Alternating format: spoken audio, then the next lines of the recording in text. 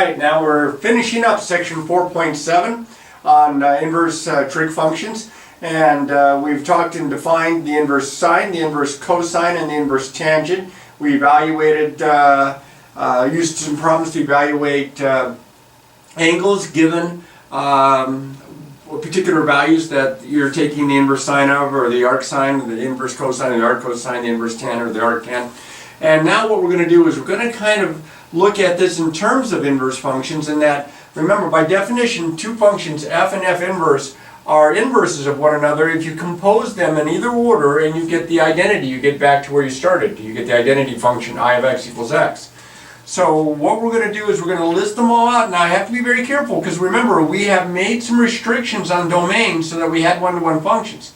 So composing trigonometric functions and their inverse. Notice here, whenever you see this inverse sine written this way, okay, this is based on the function for sine being restricted, and the inverse sine of x being defined based on that. So if we take the sine of the inverse sine, if we compose them in this order, we will get right back to x as long as the x value that we have to begin with is a number between 1 and negative 1 inclusive. So that's going to work all the time.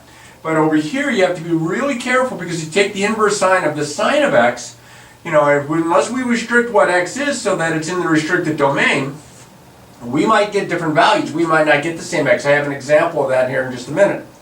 So as long as x is between negative pi over 2 and pi over 2 inclusive, then we'll be fine. And then similarly for cosine for tangent, the cosine of the inverse cosine of x is x, as long as x is between negative 1 and 1 inclusive. And again, with the restriction here, the inverse cosine of the cosine of x, we'd have to restrict this, so it's, restricted values, will equal x for x between 0 and pi inclusive. The tangent of the inverse tangent of x is equal to x for any real number, and the inverse tan of the tangent of x is going to equal x as long as we use the restricted domain here if x is between negative pi over 2 and pi over 2. So let's say we want to find some exact values. I have 4 examples here, 3 at the bottom, 1 over there in the middle. I'm going to take the cosine of the inverse cosine of negative 1. Well, that's this guy right here. And notice it's a negative 1, which is in here. So based on this, we are going to get negative 1. Now, if you think about this in terms of the actual angles, this guy inside here in the brackets, that's an angle. That's an angle whose cosine is negative 1. Well, where does that occur at for this domain? Well, that's going to occur at pi. So what's the cosine of pi? Because this is going to equal pi now. What's the cosine of pi? Well, it's negative 1. Now, look over here with b. It's a little different. It kind of looks like we're using number 4 here, but we're not, because as you can see here, x is not between 0 and pi. This is bigger than pi. So what I'm going to do is I'm going to find the cosine of 4 pi over 3. Now the cosine of 4 pi over 3 from your unit circle would be the cosine, or we'll be finding the inverse cosine of the cosine of 4 pi over 3. Remember, this is going to be a value. This is going to be negative 1/2. Now when I take the inverse cosine of negative 1/2, I'm not going to get back to 4 pi over 3. That's not in my range. It's going to be between 0 and pi inclusive, and since it's negative, it's going to be in the second quadrant. So you say to yourself, the cosine of what angle in the second quadrant is negative 1/2? Well, that happens at 2 pi over 3. So you can see here in this problem, they didn't match because this wasn't part of the restriction. All right, now down here to C, these are not inverse functions of one another. There is an inverse tan, and I think you're best off here drawing a right triangle to help you. Now this guy right in here, he's an angle.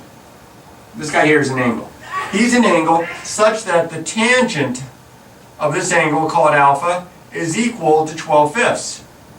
And since it's positive, 12/5, we're in the first quadrant, which means I can draw a right triangle, or at least I'm going to attempt to draw a right triangle, and I'm going to put alpha right in there because it's an acute angle, first quadrant, and the tangent is 12/5, not drawn to scale, so that's opposite over adjacent. And if I use the Pythagorean theorem, I find that the hypotenuse is 13. It's a special right triangle. So what would be the sine of this angle? Remember, this is alpha right here. What would be the sine of this angle? Well, the sine of this angle would be opposite over hypotenuse, and my answer is 12/13. So it's not exactly using this because these aren't inverse functions, but you do kind of in a roundabout way use the information from this section. All right, now up to here, We have another one, but notice here, inverse sine. So inverse sine, remember this is between negative pi over 2 and pi over 2. Another angle, call it beta this time. This is an angle such that the sine of beta is equal to negative 2/11. Well, that's in the fourth quadrant. This is negative. Remember, it's between negative pi over 2 and pi over 2. I can't draw a fourth quadrant angle in a right triangle like I did in example C, but I can use its reference angle, which I'll call B prime, just to give it beta prime, just to give it a name. So that would be positive 2/11. Now remember, I am in the fourth quadrant. This guy is in the fourth quadrant. I'm keeping track because the cosine of a fourth quadrant angle, I have to remember, is positive. Now over here I can draw a right triangle. I'll call this guy beta prime because he's acute. It's in the first quadrant. And now what do we have? Well, we have opposite over hypotenuse. This would be 2/11.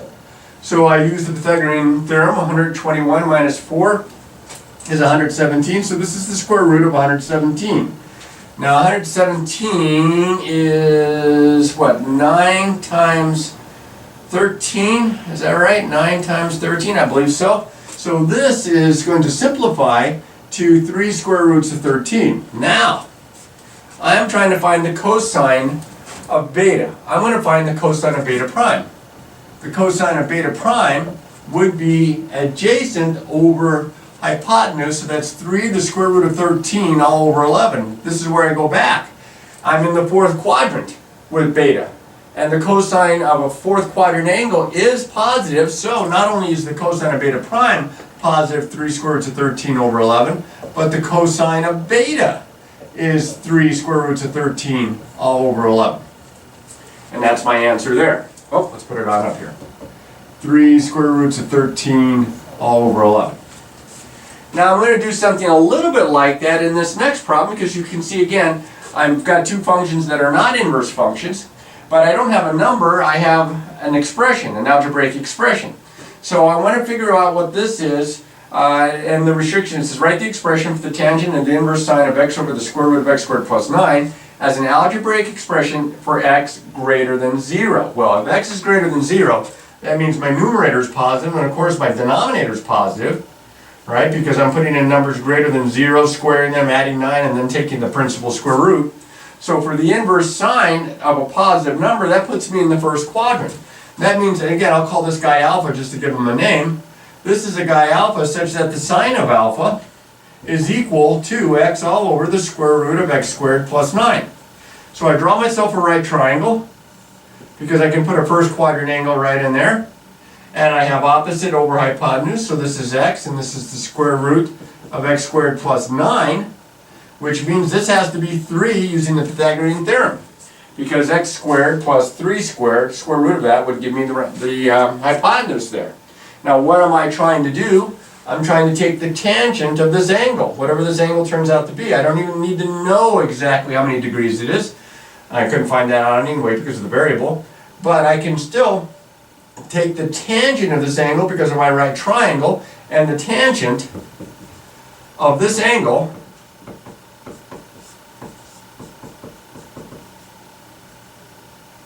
is equal to the opposite over the adjacent. So this thing simplifies all the way down to x over 3. That's kind of cool. Now I have an example of where we could do this, use this information in an application. It's a pretty simple one, but it's still a good one to get started with. It says for the construction of a house, a 16-foot by 6-foot wooden frame is made, maybe for one side or one of the walls or such. And so we are looking at a rectangle. Not very well drawn. That's 16 feet by 6 feet. It says, find the angle that the diagonal beam makes with the base of the frame and round to the nearest tenth of a degree. So if I put a diagonal beam here to support it, I have a right triangle here, and I want to find this angle that it makes with the base of the frame. That'd be this guy right here, I'll call him alpha. So I need to find alpha, and what do we know with a right triangle? I know that with this being the opposite side and this being the adjacent side, that the tangent of alpha is 6/16, which is 3/8. So now I want to find alpha. Alpha is going to be the inverse tangent of 3/8. And because it says round to the nearest tenth of a degree, I grab my calculator. We talked about this a little bit in the previous video. And I make sure that my mode is degrees. And so now I'm going to take the inverse tangent of 3/8, and I get 20.55604 and so on. So to the nearest tenth of a degree, my angle would be 20.6 degrees. So now it's a story problem. I want you guys getting used to writing your answers to story problems in a short sentence. Don't have to give me a lot, just a short sentence, not a paragraph. So is to find the angle of the diagonal makes, okay, so the diagonal beam makes a 20.6 degree angle with the base of the frame.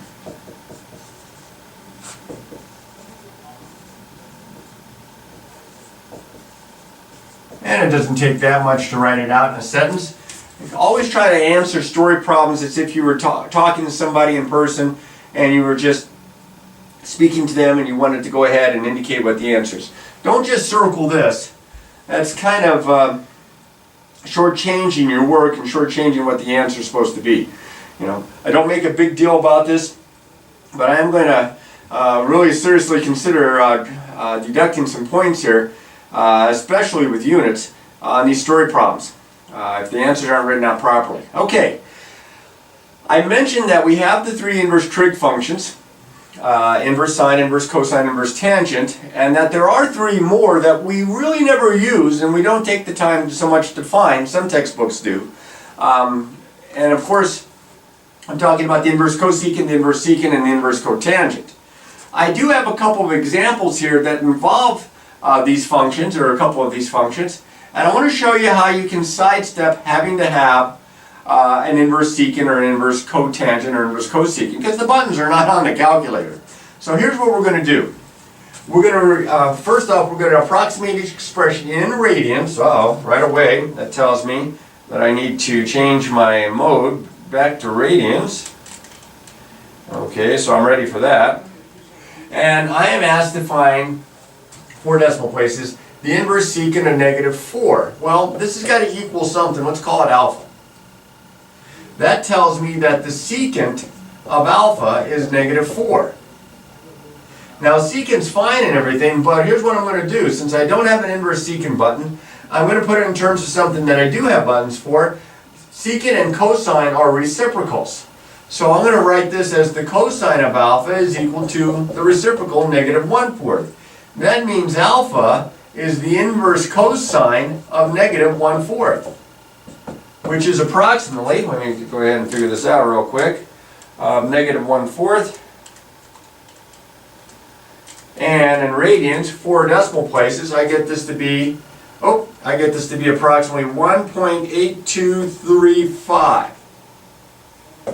1.8235. Okay? So we were able to find this value even though I didn't have an inverse secant button by using the cosine and the inverse cosine buttons on my calculator.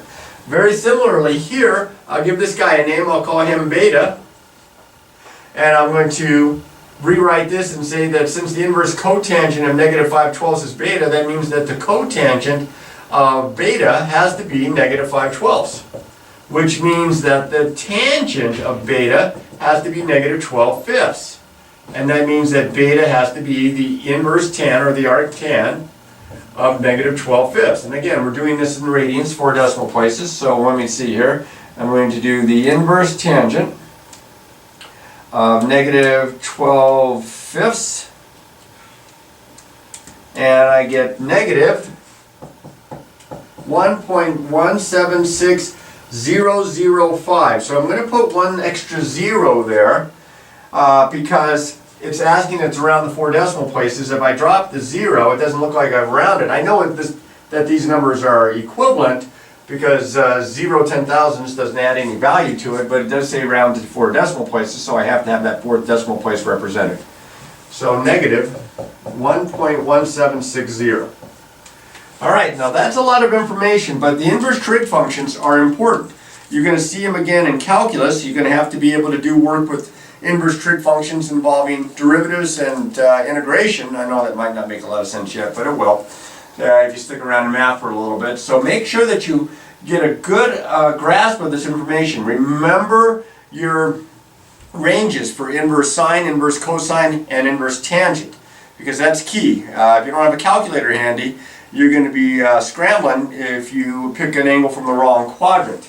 So make sure it's where it's defined for. And of course, if you have questions, be sure to ask them. And above all things, make sure that you practice, practice, practice.